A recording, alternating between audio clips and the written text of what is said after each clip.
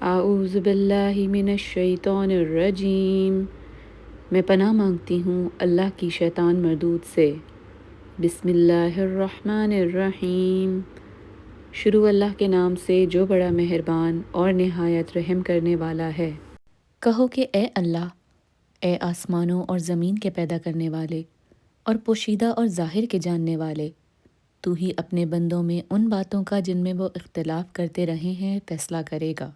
اور اگر ظالموں کے پاس وہ سب معلومات ہو جو زمین میں ہے اور اس کے ساتھ اسی قدر اور ہو، تو قیامت کے روز برے عذاب سے مخلصی پانے کے بدلے میں دے دیں، اور ان پر اللہ کی طرف سے وہ امر ظاہر ہو جائے گا جس کا ان کو خیال بھی نہ تھا، اور ان کے اعمال کی برائیاں ان پر ظاہر ہو جائیں گی، اور جس عذاب کی وہ ہنسی اڑاتے تھے وہ ان کو آ گھیرے گا۔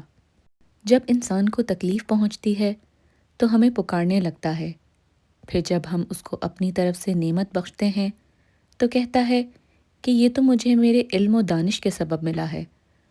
نہیں، بلکہ وہ آزمائش ہے، مگر ان میں سے اکثر نہیں جانتے۔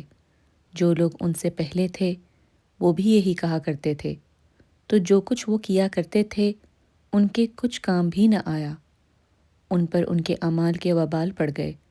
اور جو لوگ ان میں سے ظلم کرتے رہے ہیں ان پر ان کے عملوں کے وبال عنقریب پڑیں گے، اور وہ اللہ کو عاجز نہیں کر سکتے۔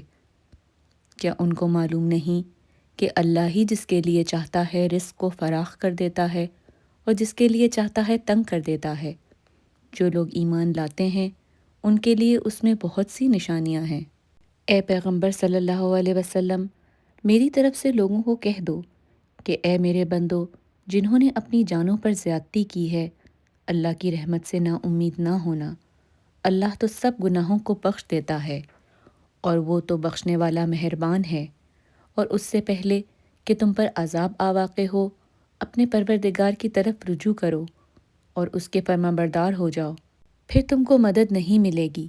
اور اس سے پہلے کہ تم پر ناگہاں عذاب آ جائے اور تم کو خبر بھی نہ ہو، اس نہایت اچھی کتاب کی جو تمہارے پروردگار کی طرف سے تم پر نازل ہوئی ہے پیروی کرو، کہ مبادا اس وقت کوئی متنفس کہنے لگے کہ ہائے ہائے، اس تفسیر پر افسوس ہے جو میں نے اللہ کے حق میں کی، اور میں تو ہنسی ہی کرتا رہا۔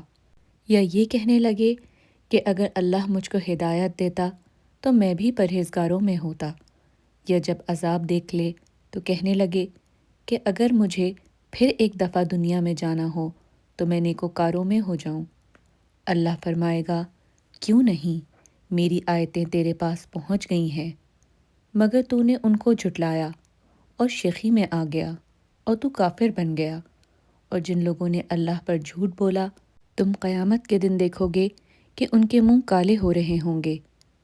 کیا غرور کرنے والوں کا ٹھکانہ دوزخ میں نہیں ہے؟